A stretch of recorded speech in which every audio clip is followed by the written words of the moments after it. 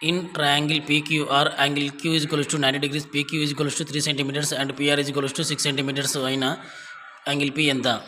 So PQ is equals to 3 centimeters, PR is equals to 6 centimeters. So ఇక్కడ PQ అంటే adjacent side, PR అంటే hypotenuse. So angle Pని మనం base చేసుకొని cos P is equals to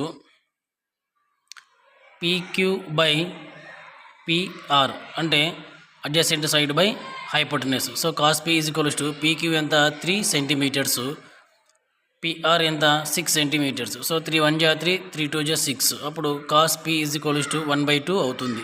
so 1/2ని మనము cos 60గా రాసుకోవచ్చు, ఎందుకంటే cos 60 value 1/2 కాబట్టి.